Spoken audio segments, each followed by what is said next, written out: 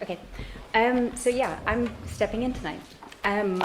The series is actually organized thinking kind of around feminist technoscience and practices and kind of conversations that are around that. I am very much not a feminist technoscientist. I'm absolutely fascinated by it, and that's why I wanted to have a conversation with Helen and learn, basically, more about this kind of field. And our conversations arose. We were in a couple of events together, and we started to talk. I'm a poet, and I work collaboratively with an architect. And so my background is really in writing and in poetics, and I run the art research.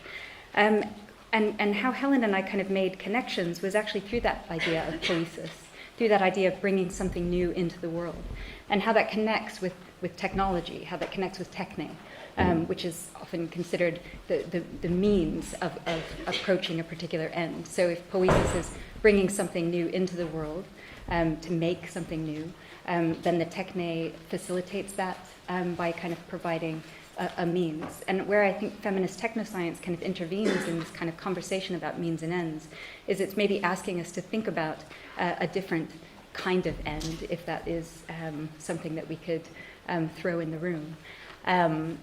Or also different kinds of means. And so if a lot of kind of technoscience has been implemented for, say, capitalism or for certain kind of power structures, then feminist technoscience as a practice and as a theory wants to intervene in that often in some way and come up with either different means or even different approaches to what could be made and what could be new.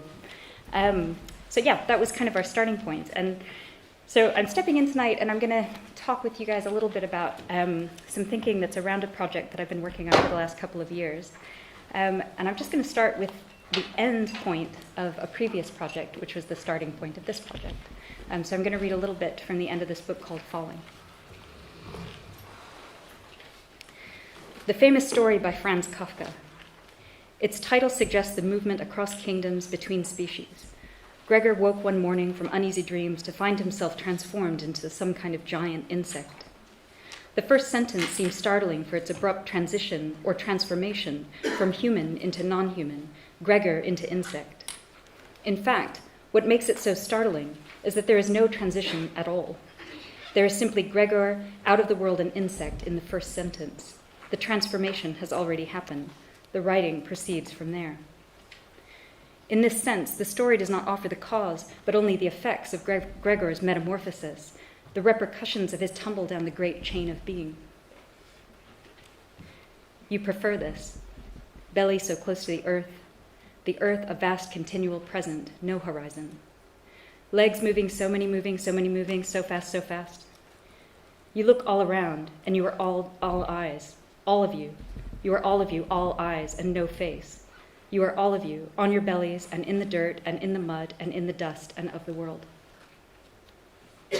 All of the turtles, all over the world, all waiting for the sky to fall. Man at the extreme limits of contemporary warfare. His body sleek and eyeless, his voice a deep, continuous hum. He crosses borders, but has no fear when crossing borders. So does he really cross borders? He does not die. He kills by proxy, through coordinate and image. Man as insect at the extreme limits of contemporary warfare. Man, there is no man, there is not a man, there are no men, no man. The measure of now in one elongated footstep. You're falling. Your house is falling. Beneath your house, a bloodbath. Beneath the bloodbath, utopia. Beneath this, torture, death, and terror in unknown quantity. A statue with blind eyeballs. Ideology as a map. A controlled collapse of structure and a sleek new symbol. Of impossible dimension. Your hyperbolic tendencies. Television, prosthetics, and the visceral confusion of language. You feel love. The United States does not pick fights, and above all else, the complex iconicity of Ronald Reagan's face. Those men over there are taking pictures. You like the movies too.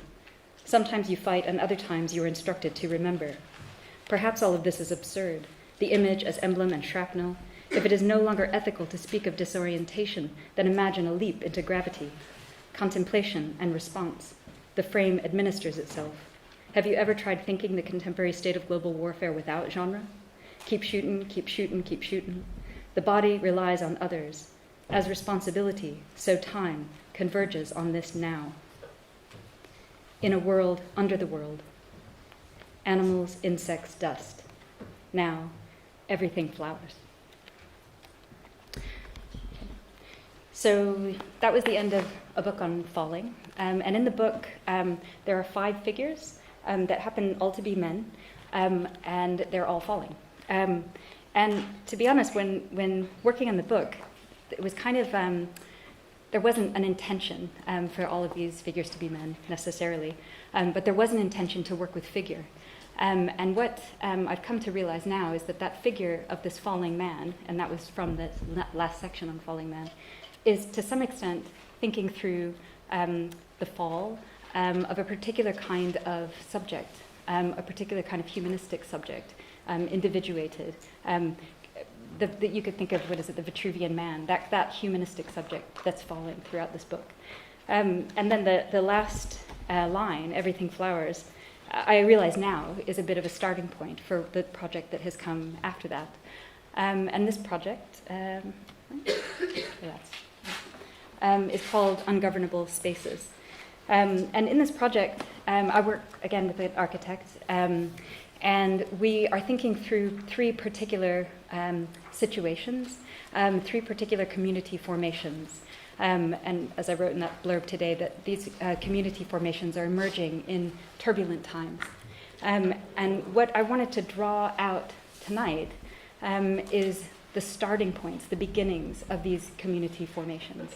So when I think of like one kind of project kind of ending with this fall of an individuated subject or figure, then this is about the emergence of different formations of community through poesis, through practice, and through physis. So I'm not going to talk about the whole parts of these different projects. I'm just going to talk about those starting points. And I'm also kind of doing this, we just had this talk about the strike, and I'm kind of aware of that being in the ether. And one of the questions that came up in the back before we started this off, somebody said, well, what about, can we organize ourselves? Can we do something ourselves during these times? And the answer was, yeah, absolutely. And so partly this is about that kind of thinking, about how to kind of basically make something new in formation, in community, and what to what end, I guess, or to what end that then becomes another beginning. So anyway, what I'm going to do is I'm going to talk you through, and it's a bit wordy, it's going to be a talk.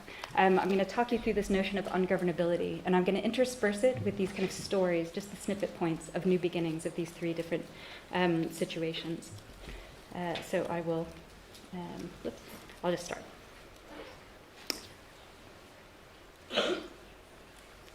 Let me suggest a situation. In the abstract, the situation might be identified as follows. Something new or different or unknown is introduced into the order of things. The initial response, or more accurately, reaction, might be to contain this newness, this difference, this unknown. Walls are built, fences are erected, and the newness, the difference, the unknown is cordoned off until such a time as it can be processed, perhaps integrated, found a place in the known order of things. But that is all in the realm of the abstract, the general, the realm of thought. In reality, in the realm of the particular, which is the realm of politics and ethics, we might recognize that this newness, this difference, this unknown is a movement of bodies across continents and water, a movement of people across territories and cultures, a movement that begs the question, the fundamental political question, how ought we to live together? Crucially, as we see it, and this paper is spoken as a we because I'm kind of writing in relation with my collaborative partner, as we see it, this question might be understood in relation to another, the fundamental ethical question, how ought I to treat another? In this way, our politics, the collective practices of our cohabitation, the means whereby we act in concert, necessarily arises from the principles and philosophies guiding our interactions and interdependencies, such that the we of the people can be understood to comprise contingent relations between singular beings, I and you. This, rather than a bounded identity structured through the opposition of an us and a them. The question remains, how might such a we emerge? This question is central to each of the situations that we are studying in ungovernable spaces, And it is from this question that we move into other questions driving this project, including, what does it mean to be governed? What does it mean to resist? How does resistance find form? And how might this introduce something new, something different, something unknown into this world?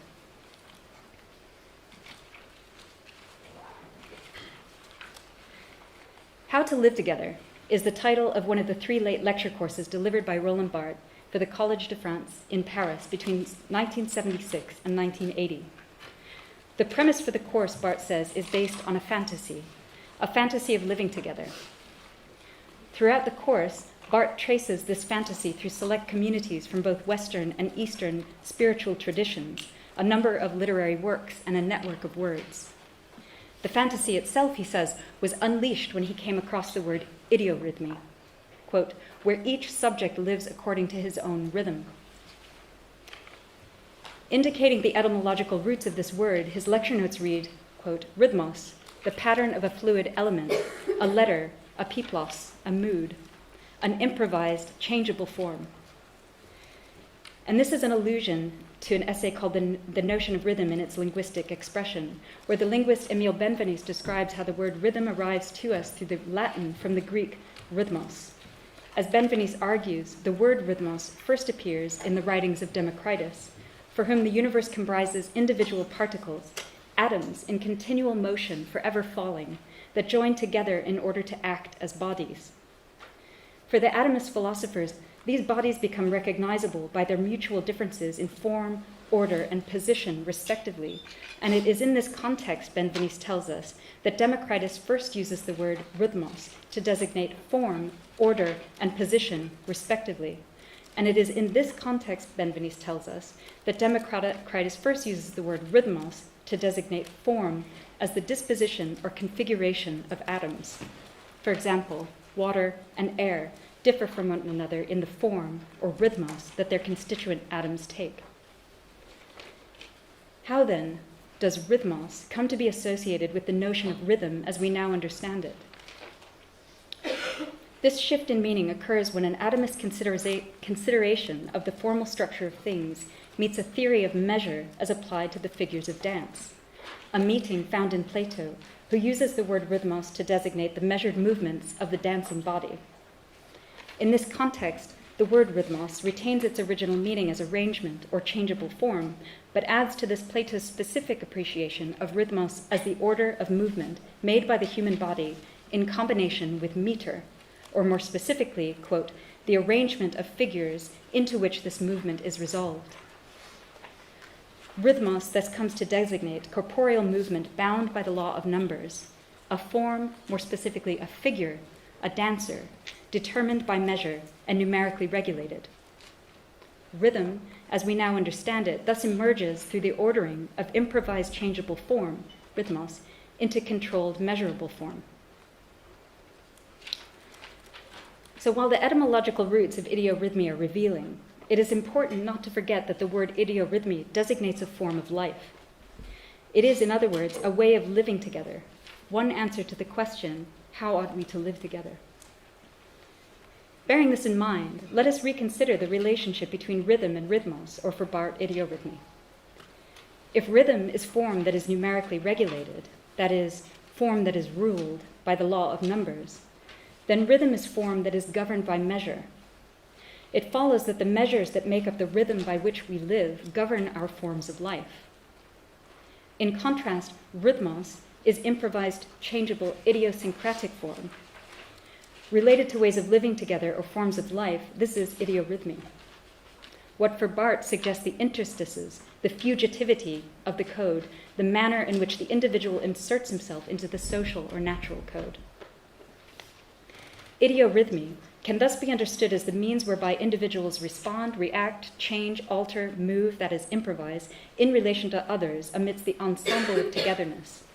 How, through this act of improvisation, the individual, as well as the ensemble, inserts herself into the code or the governing rules. But we propose to take this one step further, to understand rhythmos and idiorhythmy as form with the active capacity to instigate a different measure, thereby enabling new forms and figurations to emerge amidst the code, the rules, the metrics, through which we are habituated and that govern our cohabitation with others, our ways of living together. In this way, we will ultimately link this discussion of rhythmos and idiorhythmy to the notion of ungovernability. But first, for clarity, let us turn to idiorhythmy in situ in order that its political implications can be fully grasped. Locating the beginnings of what can be described as an idiorhythmic social organization, Barth notes one exemplary episode, a generative model of the idiorhythmic structures that would later develop on Mount Athos. Around Pisfar, the desert to the south of Alexandria, the hermit Anthony begins offering instruction to a number of ascetics who gather around him. They all spend 5 days of the week alone in holy, solitary activities. On Saturdays and Sundays, they come together in a central spot, a church, for prayer and to sell their goods before dispersing back to their solitary existences. Here, in this example, we encounter some of the main principles of the idiorhythmic approach that will later characterize the monasteries of Mount Athos. 1, each one is free to live their own particular rhythm with occasional communal acts. 2, there is no designated leader, although in this early example there is Anthony, who's a teacher. Each has some enclosed or personal space. And as a point, in this book, Barth notes that the cell is the foundation of idiorhythmy, a space that, like a house or a hut, one can interpret through one's own body, the hut being at once a body and a world, the world a projection of the body. 4, different groups or individuals are spread around an uninhabited center, the spatiality of a constellation. This spatiality is key, for it implies that the idiorhythmic community is not an enclosed community. His notes read, quote, no enclosure or only partially, not vigorously enclosed. The function of idiorhythmy is not to protect a purity, that is to say, an identity. Its arrangement in spatial terms is not concentration, but dispersion, space. The fact that there is no boundary or physical enclosure distinguishes the idiorhythmic from other monastic communities, which are often physically enclosed. Such enclosure, remarks Barth, is always linked to the idea of territory and to the protection of an identity, a definition. His lecture notes read, quote, the very meaning of to define, to mark out borders or frontiers, enclosure defines a territory, and by extension, the identity of the occupants. I should mention that this book is all written as a form of notation, so it's kind of funny when you read it, but it's beautiful to read it. In the case of the enclosed monastery, the physical enclosure is intended to keep out non-believers, whose entry might corrupt the identity of the monk, a prohibition, he notes, that is linked to a sacred, that is, to a consecrated space. In order to appreciate the significance of this for our purpose, which is ultimately to appreciate how this discussion of idiorhythmy relates to a notion of the ungovernable, we shall first say a word about sacred space, linking this to the idea of rhythm and idiorhythmy, before linking all of this to a discussion of governmentality and ungovernmentality, or ability. You guys still with me? I'll break out of the blah blah reading in a second, but I'll keep going for now. In his book, The Sacred and the Profane, Mircea Eliade, an historian of religion, describes how for, quote, religious man, by which he means human beings for whom reality is shaped by mythological consciousness, space is not perceived as neutral or homogeneous like geometric space. Rather, one experiences interruptions or breaks within it, parts that are qualitatively different from others. These parts are typically symbolized, distinguished as a fixed point, a location, that becomes constituted as a center, as precisely the place where a break in the plane occurs, where space becomes sacred, hence preeminently real. This eruption of the sacred, projecting a fixed point into the formless fluidity of the profane, can be construed as a, quote, new beginning, can be construed as a new beginning, a new life, an act of world-making, or the founding of a new cosmos, insofar as the fixed point becomes a central axis for all future orientation. The manifestation of the sacred thus ontologically founds the world, or, as Eliade puts it, quote, the world becomes apprehensible as world, as cosmos, in the measure which it reveals itself as a sacred world. Now let us begin to think about the world-making potential of the sacred in relation to rhythm, on one hand, and idiorhythmy on the other.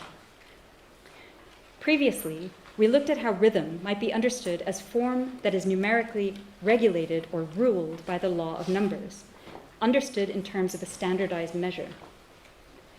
Now let us view this in light of Eliade's claim that the world becomes apprehensible as world, as cosmos, in the measure in which it reveals itself as a sacred world. We can begin to see that the act of consecration, the break in the continuum of homogeneous space-time that creates a distinction through the designation of sacred space, is a founding measure, one that sets the rhythm of a particular world order, just as it sets up the central axis for future orientation. With this in mind, we can appreciate that the boundary condition of a sacred space, such as that which Barth indicates in his example of the conventional monastic space, is one that protects a particular order or shared rhythm from the contamination of other, perhaps disruptive, perhaps alternately founding measures. Within this boundaried condition, a particular world order is maintained. So it's basically a way of linking the grand statement of a new world order to this notion of rhythm, and that basically to our actions within that order. Here's a parenthetical. Incidentally, in his book, Human Space, O.F. Balno alludes to Eliade's discussion of the sacred in his discussion of the house and the city. Everywhere, he writes, establishment and planning follows a principle taken from mythological thought. At one point, he alludes to the Egyptian hieroglyph for the city, which the hieroglyph is a central axis with a circle around it. Less the actual plan of a city than the symbol for the idea of it, the configuration of a sacred space as a central axis, the founding measure, and bounded territory enclosing it, thereby fixing the measure. So this is kind of thinking about that notion of a figure in relation to what could be construed as a kind of hegemonic order. Almost there. Now let us compare the enclosed, bounded space of the conventional monastery with its shared rhythm, order, identity, with idiorhythmy, whose spatiality is characterized by its absence of centralized leadership as much as by the porous quality of its formal boundary. Does this porous quality, this openness, suggest that idiorhythmic spaces are not sacred? We would argue that this is not the case, which is not to say that there is no enclosure or boundary at all with idiorhythmy. Let us here recall Barth's comment that the cell, and by extension the house or the hut, constitutes the foundation of idiorhythmic communities. Arguably, the cell, the hut, the house is itself a bounded sacred space, one with its own singular rhythm. Comprised of a number of such bounded spaces, spaces in proximity, but not bound together, that is, not boundaried as a territory and without a centralized measure or even inhabited center as such, idiorhythmic organization can be understood as comprised of a number of unique singular rhythms that come together in certain moments, a constellatory order that figures and refigures at moments of coming together, comminglings of community, morphing and changing like a cloud.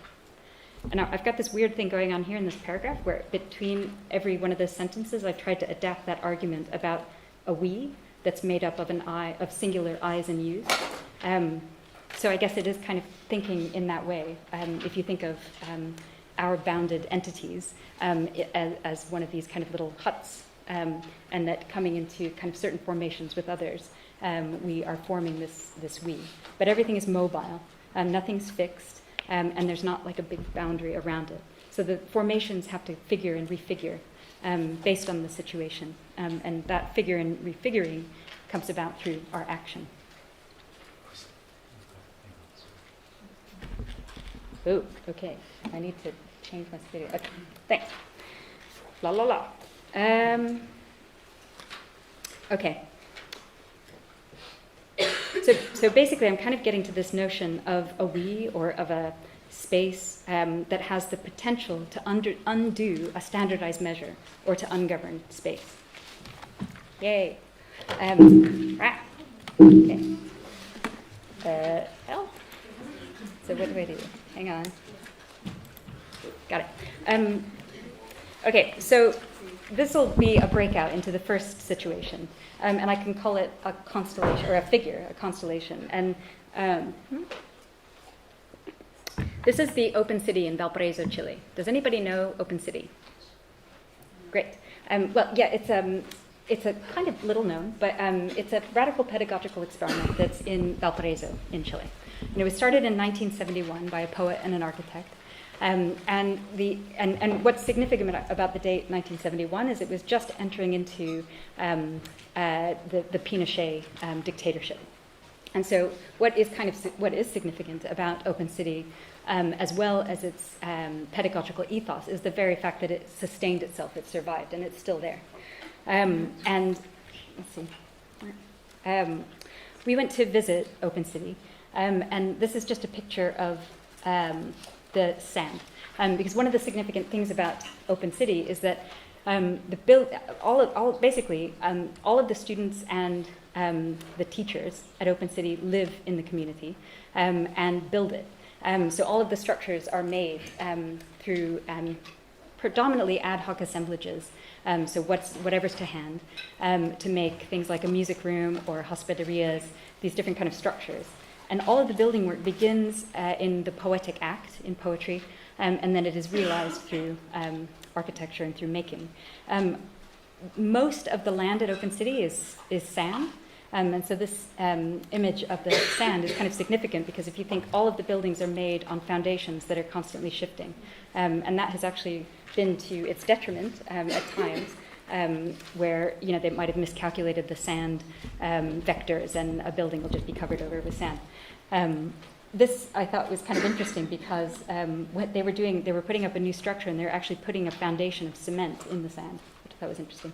We did a bit of a intervention into the Open City.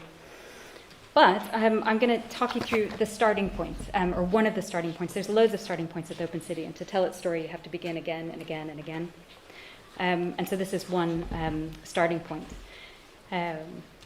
In 1965, Alberto Cruz, Godofredo Iomi, and members of the Valparaiso School, together with the poets, painters, and philosophers they attracted, set off on a journey.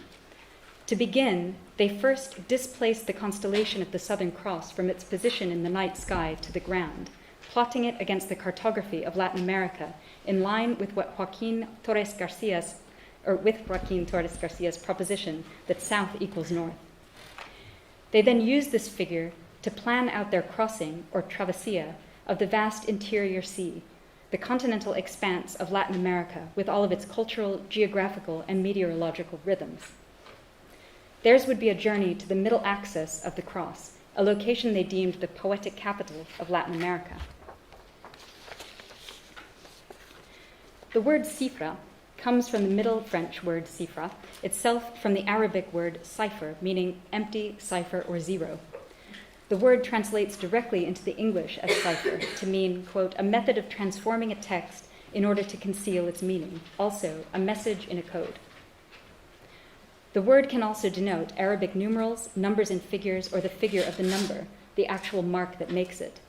The verb form to cipher means to use figures in a mathematical process, or to encipher, the complement of this being to decipher.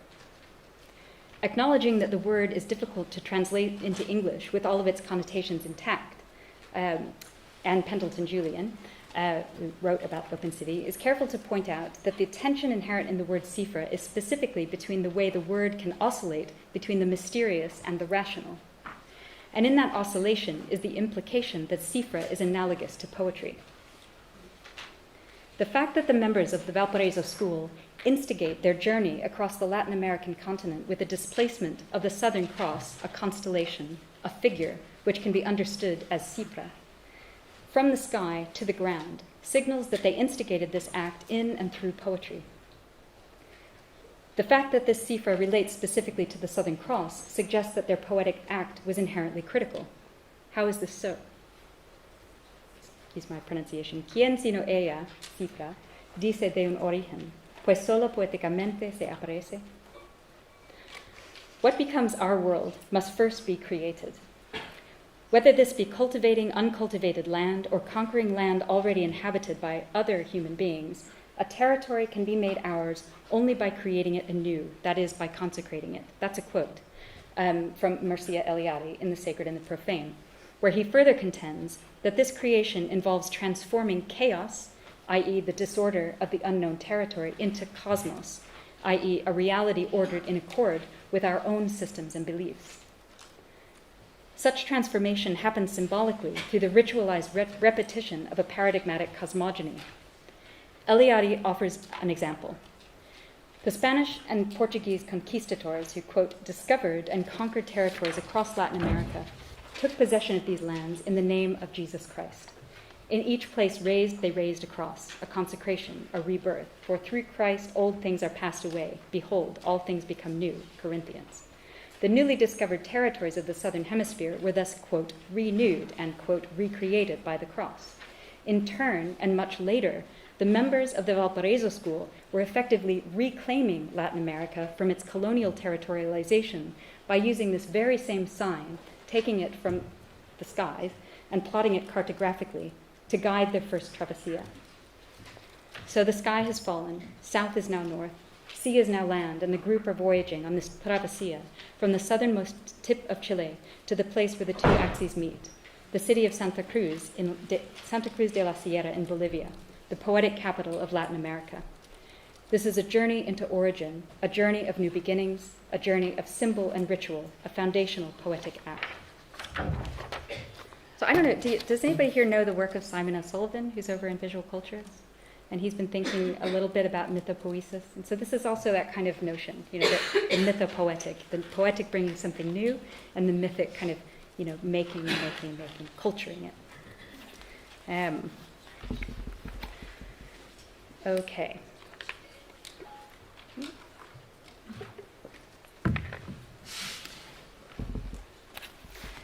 Are you guys still with me? I know it's a lot of reading. Should I keep reading, or should I just talk about the other two examples? Reading. Oh, that's not very good. Talking through examples. Yes, okay. So the other reading was going to try to get to this notion of ungovernability.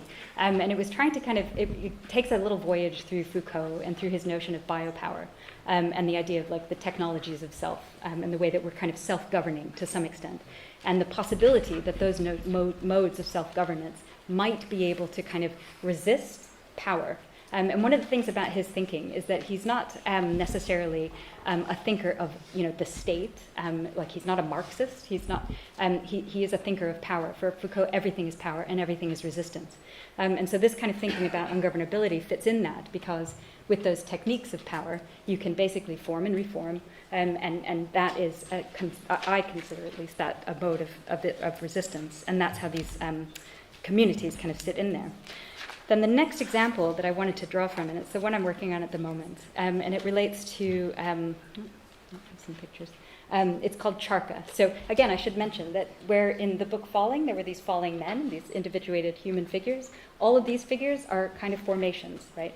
So the Sifra or Charkha, and the last one, cluster. And this situation, it takes 3 different starting points within kind of Gandhi's practice, Mahatma Gandhi's practice. 1, the practice of spinning. 2, the practice of the salt, or not the practice of the salt, the act of the Salt Marsh. And 3, his fasting, his acts of fasting. So does anyone know these practices? Does anyone know the spinning, for example? Okay, the spinning is actually crucial, and that's the one I'm kind of thinking through at the moment. And I know he's flawed as a character, but what I'm interested in is the fact that he actually was a visionary. He had a vision, and he had a pragmatic way of realizing it. And the pragmatic way of realizing his vision, which was a completely economically and culturally independent nation state, was through this kind of practice of spinning. And he himself vowed in 1918 to spin every day for 2 to 3 hours. And this means that he took the charkha, which is the spinning wheel, and he took a cotton puni, and he would basically thread the cotton puni through the charkha and spin it into thread, yarn. And the yarn was then used to make this fabric called khadi, which is the white, traditional, kind of rough textured fabric that you often see. So the thing about the spinning is in his economic vision, he basically asked everyone in the rural communities to reserve a bit of land, this cotton, to grow cotton, and then every household should have, or would have had, in his vision, a wheel. And it would be, each household would then work to spin the khadi, spin the yarn to turn into khadi. That's one kind of part of the spinning. At the other end of this thread are the urban communities, where he basically asked everyone to wear khadi, to change their habits, to change their fashion, so not to buy British cloth, not to buy suits and things like that, and instead to wear this traditional garb, and in doing so, to then support the rural communities. So you would have basically an economically viable system that linked the rural and the urban, and was able to kind of sustain it in that way. And the other aspect of this, so what I'm thinking about now is that on the one hand, there is this sense, it's a beginning point in practice, and it is also predicated on a particular ethics, right? So, and the ethics that he was trying to kind of found this on, I suppose, would have been what he found in the Bhagavad Gita, which is the main spiritual text of India. And he actually rewrote, so he did an annotated version of the Bhagavad Gita, which would have been read by many, many people. And what's really interesting is he took the practice of spinning and he kind of inserted that when he was when any reference to the Bhagavad Gita talked about action. And so much of that text is about a philosophy of action, the idea that you would act not for the fruits of your labor, but rather just for the action in and of itself. You would do your duty in and of itself. So in some sense, there's a kind of ethical foundation to this act that then was the foundation of this vision of an economically independent India. And a kind of ingenious way of using that text. The other parts of this picture of action, the Salt Marsh is when Gandhi took, I think, 90 people that he had trained within his ascetic community to go on a march. And basically, at the end of this march, from Ahmedabad down to Dandi, to just have one gesture, he picked up a chunk of salt, which was basically a kind of sign to say, we can harvest our own salt. You don't need to purchase the salt that has this heavy tax on it by the British. So that's a kind of another part of the philosophy, I suppose, and also the politics of action that he was instigating there. Okay, then the third situation. This is a little bit less. This doesn't have a figurehead. The other ones have a figurehead and a visionary behind them. This one doesn't. This is a. Oh, those are images. We actually traced the Salt Marsh in order to kind of think through some of the processes that were happening there. This last one. Okay, are you guys familiar with the Belfast peace walls? Yeah. Okay, so. When a lot of people think about the Belfast peace walls, this is the third situation, and the person that I work with is doing quite a lot of research into this, and I'm doing a piece of writing around it. But when most people think about the Belfast peace walls, this is a kind of image that comes to mind: a big monolithic wall, and that is one of the peace walls. But in fact, there's a really, really interesting thing about Belfast, which is that the walls are in about 13 different clusters all around the city, and the walls are. If you don't know, are dividing basically communities. It's a sectarian divide between Protestants and Catholics.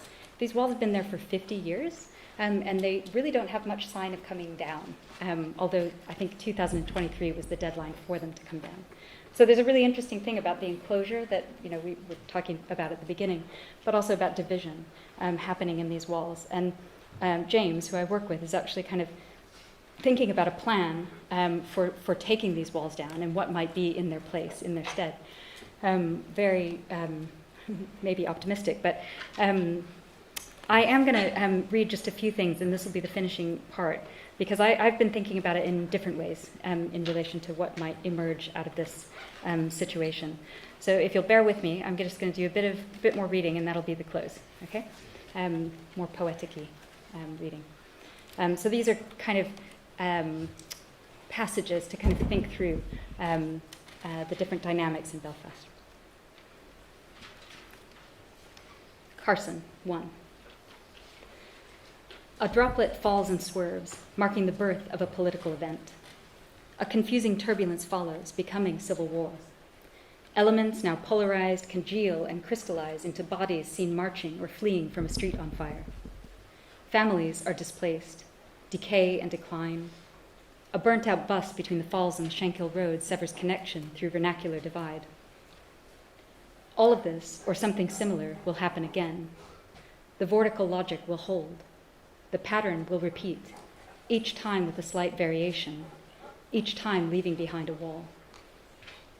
Meanwhile, on the hill overlooking the city, a figure stands with feet spread and arm raised, an oratory gesture in apparent stasis that solicits elusive unity. A bird flies overhead, emissions rise from his fingertips like the wisps of a fall.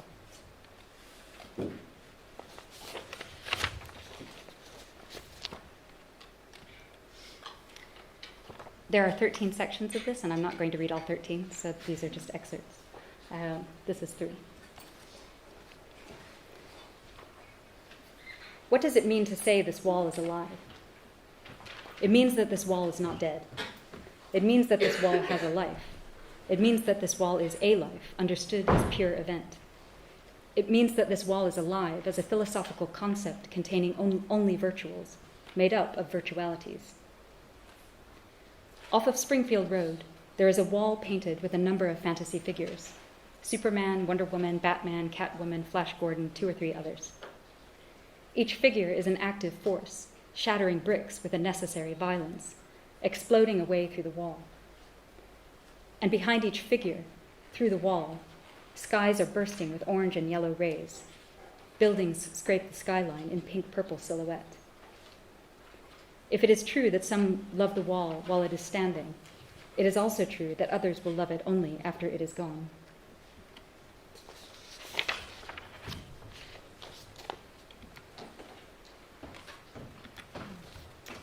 Wall is a single point expanded. There is more than one wall in this place. Around every wall is an environment, and at certain times, say in periods of unrest, we who inhabit this place expand. That is, our sense of self or ego expands to fill the entire environment.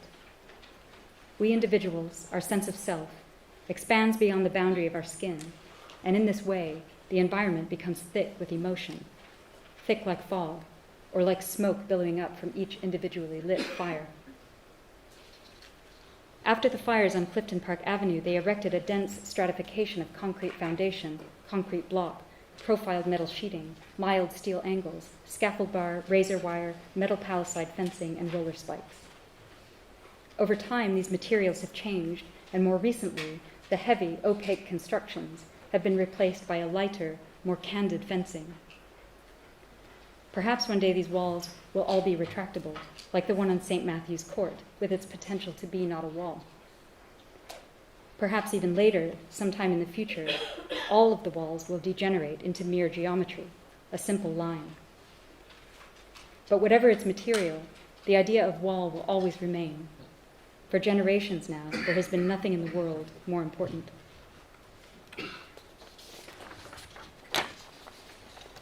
Two more.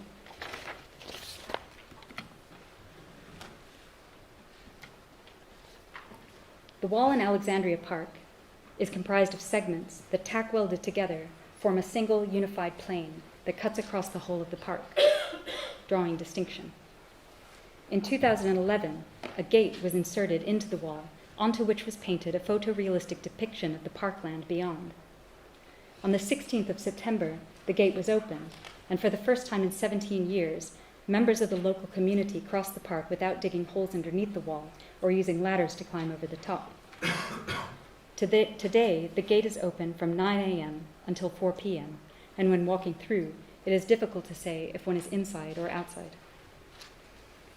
But let us return to the violence that is just under the skin, and the pathology of atmosphere from which symptoms arise: stomach ulcers, nephritic colic, menstruation trouble in women, sleeplessness, hair turning white, accelerated cardiac rhythm and intense sweating, generalized contraction with muscular stiffness, skin disorders.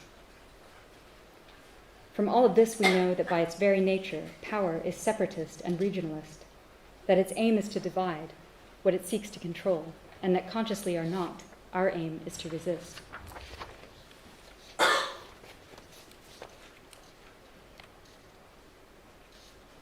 You guys get that one?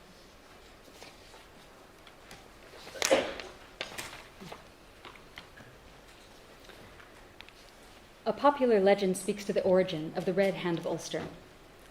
The kingdom of Ulster has no heir, so rival chieftains hold a boat race to decide who will rule. Whoever's hand touches the Irish shore first will be made king. And when it becomes apparent to one of the chieftains that he is losing the race, he cuts off his hand and throws it to the shore, where it lands first.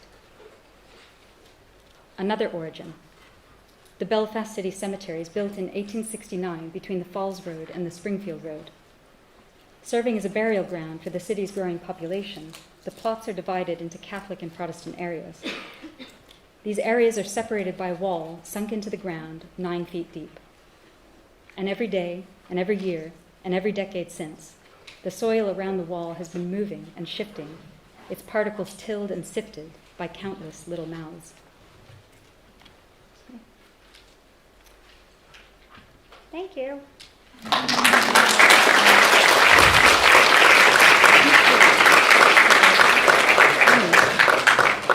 So, because this is a different setup, and you weren't expecting to hear me, you're expecting to hear Ramon, I would like to try something different.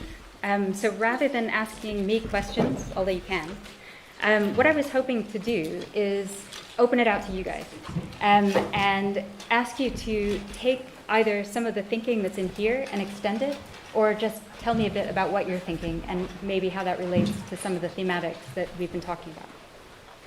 So it's a kind of shout out, and it's not a Q&A.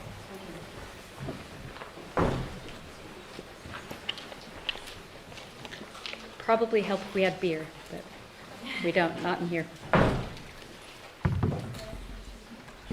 Oh, yeah.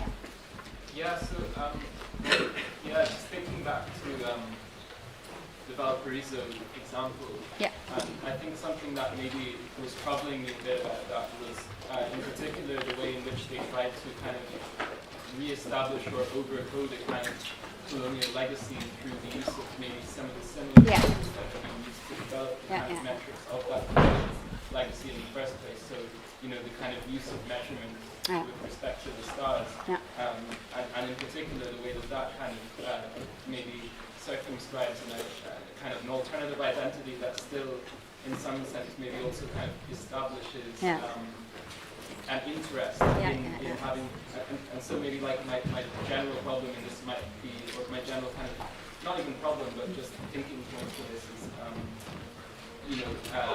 that maybe this kind of, it's a classic thing of, is poetics in some sense ahistorical, and is this a kind of ahistorical response to a very historic problem? And in particular, when you go back to this idea of the fall, is there something that's trying to get away from the fall in this? Or, and should we not just kind of acknowledge those histories of violence and try and break free of them from a position that doesn't try to like appeal to something kind of more universal poetic or something. That was my main Yeah. Does anybody have any thoughts in relation to that? Can we know any more about what the school did? Because we only got beginning. Okay. So basically, it was this experiment, and it was kind of the semiotics of a city, right? So they basically had the different elements that one would find in any kind of urban environment, but they were all built and made in this kind of ad hoc way. So are you asking like physically, like what does it entail, or what? What happened there? What happened over time? Is it still there? It's still there, yeah. It's very sparse. There aren't many people that are still living there. And what did they do? They did a lot of these travessias. So they built a number of structures on the site, and then they also took these journeys across the continent. And then they also did a number of what they called phalanges, which were these poetic acts that they did as kind of group-oriented acts. It was all pretty insular. There's a lot of criticism, and I go into it in like much further in the longer essay. It was pretty apolitical. It kind of goes back to your question. I mean, so they subsisted, they endured, but they didn't really seek to revolt or seek to kind of take, that. So that is a really interesting kind of thing in relation to your comment.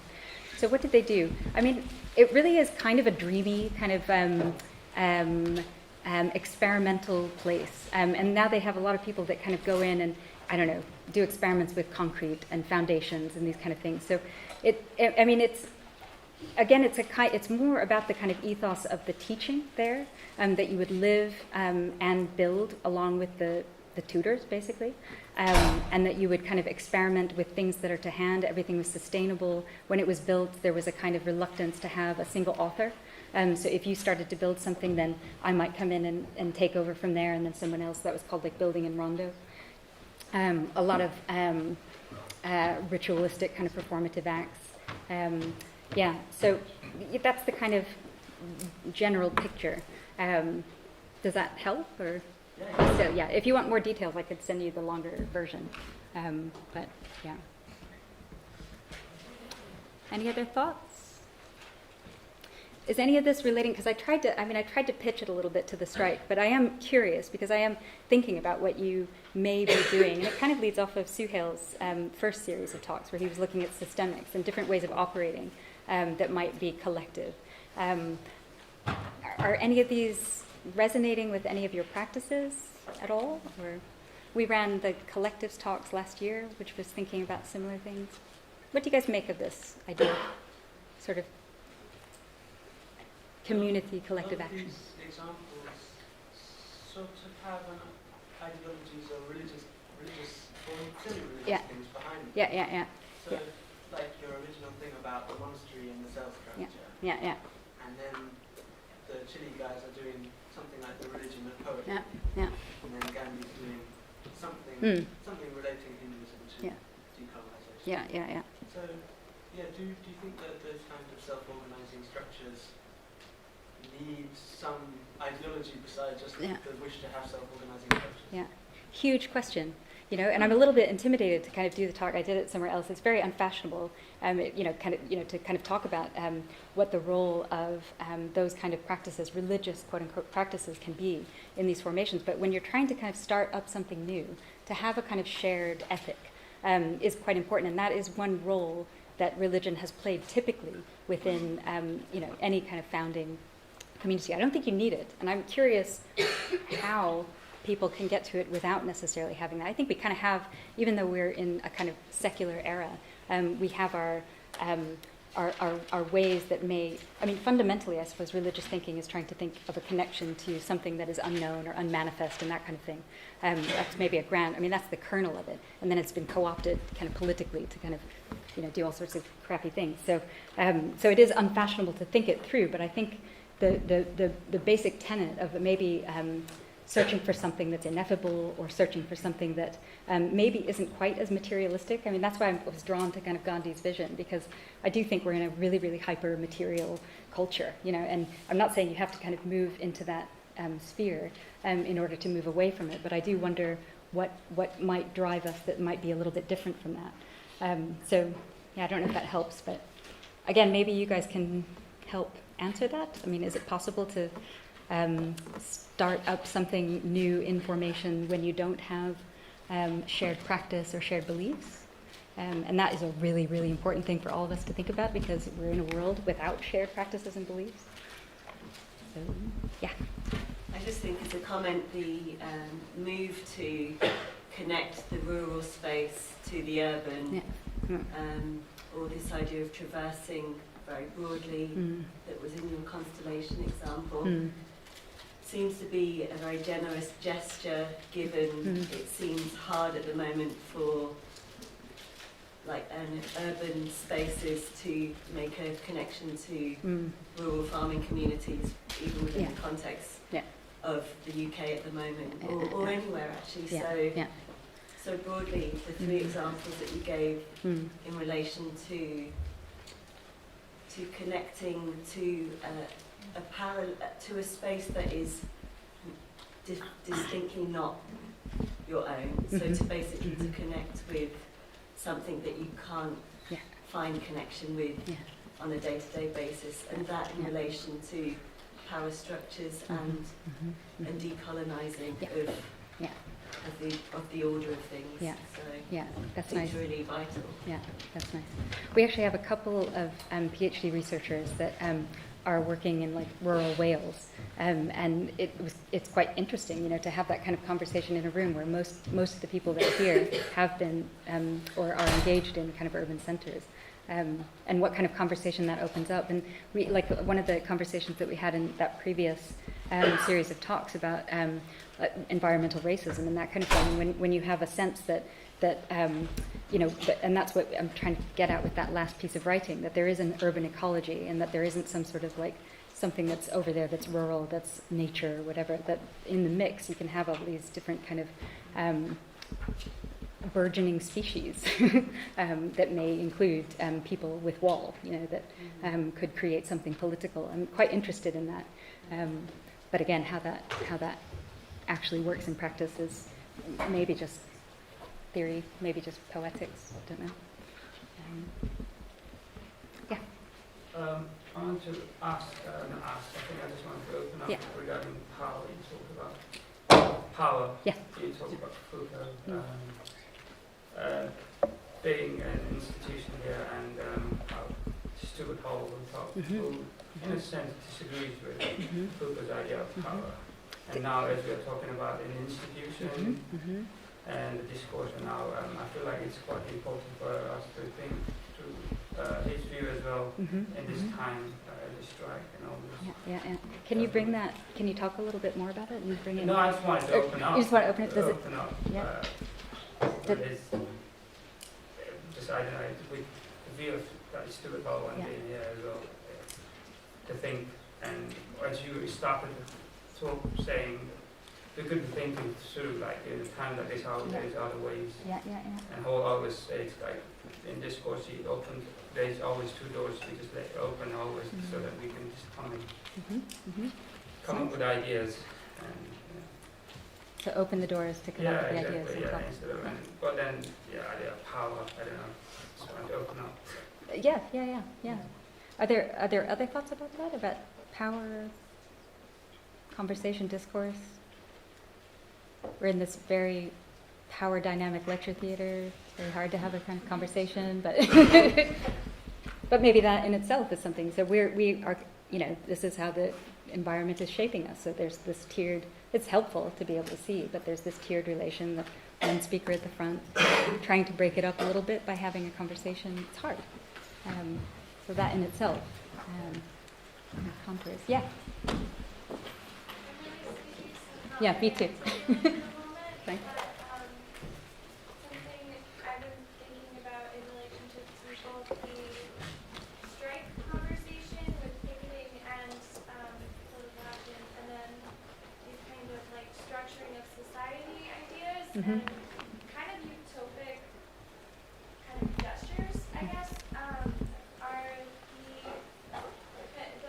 the kind of extra compulsory able-bodiedness that happens in those conversations. And I don't really know how to make this a question. Oh no, you don't have to. But Just.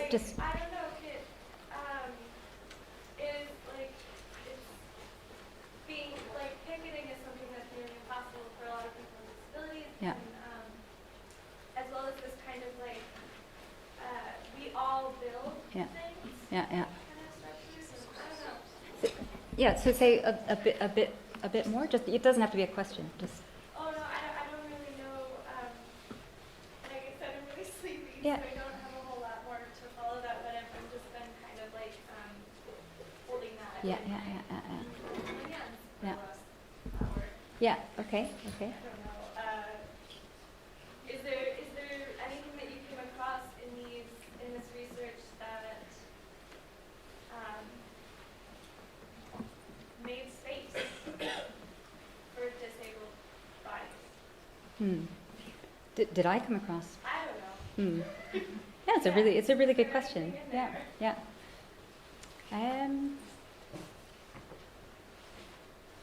I mean, I haven't done a lot of thinking about that in particular, but what I like is bringing it into the room. That's mostly what I wanted to do. Yeah, that's good. So the idea that some of these formations may be different based on like our abilities.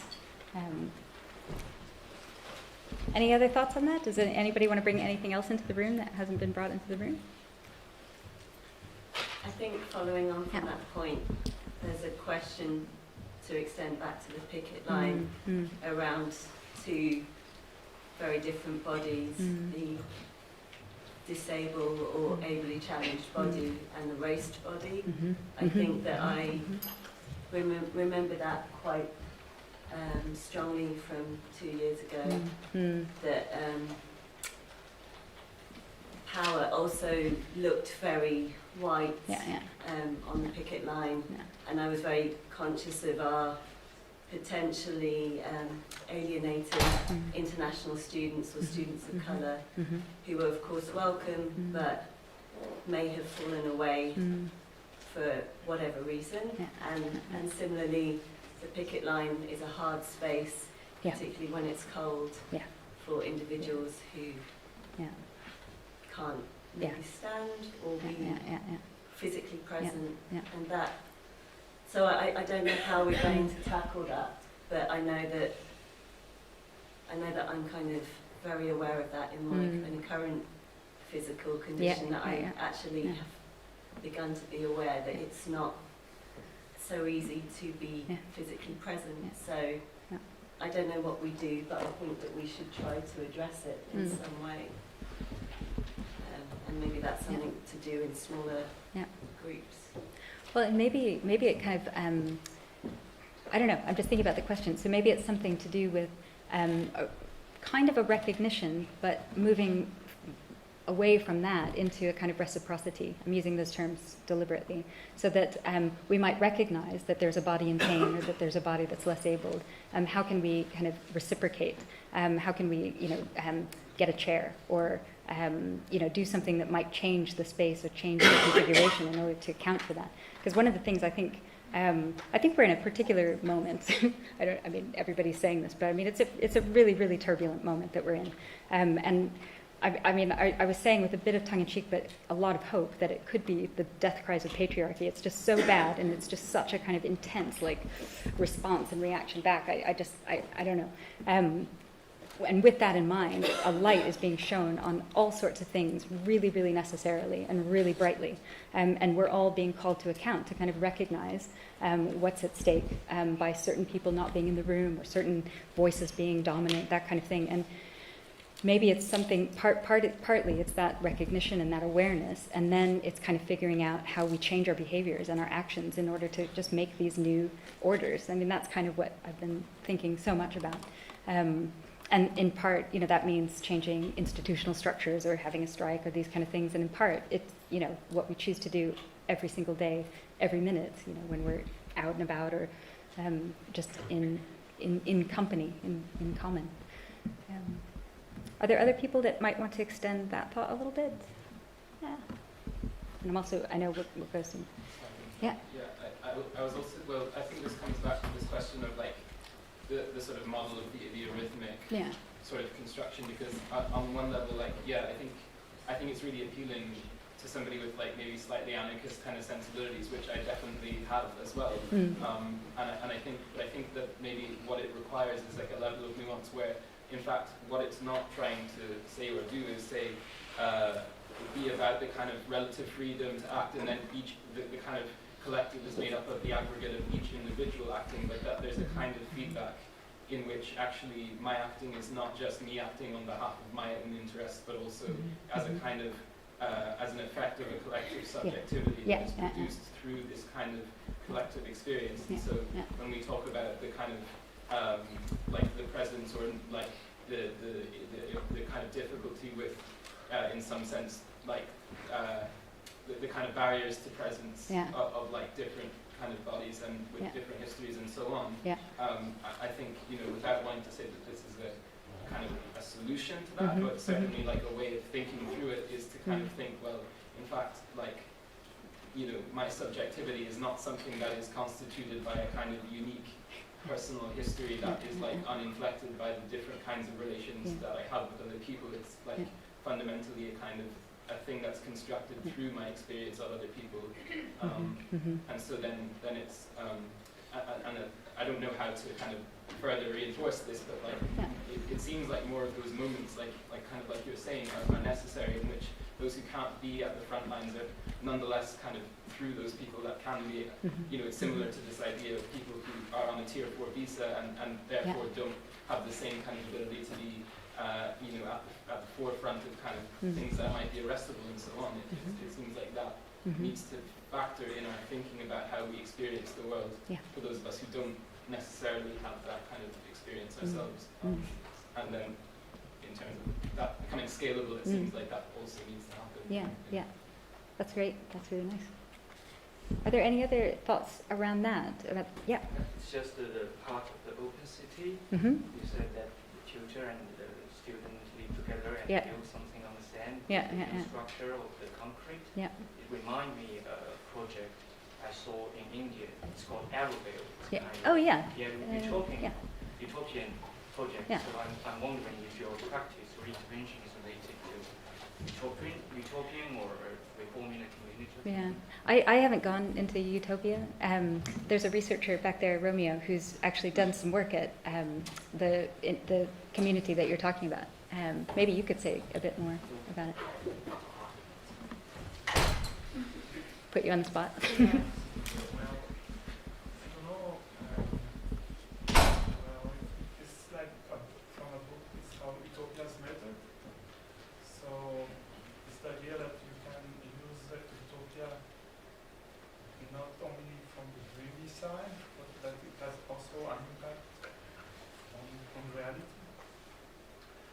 There is being like sociologists that are using this methodology as well. Then using this as a way to bring people to work with that. So it becomes like a methodology.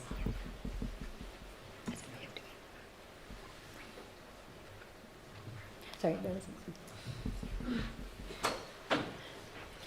I tell you, one reason I personally haven't gone to kind of utopian thinking is because it's a kind of design community. As I understand a lot of utopian thinking, and it's that kind of means and ends kind of conversation that's often something that has a kind of idealized endpoint. And I'm kind of more interested in the improvised aspect, but I kind of lost part of that conversation. I'm kind of losing lots of conversations now. But when I was basically referring to the utopian model. But one of the things I wanted to bring back into the conversation is the opportunity to have a study group or something along these lines. I really like the way you've set this up, Rowena, that it would be something that's kind of working alongside and that kind of has the possibility of a making space to some extent. Is that? I was mentioning Romeo's workshop. Romeo's workshop. I thought you said Rowena's workshop. I was trying to wrap that in. Romeo, actually, do you want to say a bit about the workshop that you're running at the moment that may relate into this? We are giving a workshop. We're giving a workshop today, and tomorrow is the second part on the link between Franz Fanon and Paulo Freire. And we'll have a discussion, like a public discussion on Thursday as well. Yeah. It will be in the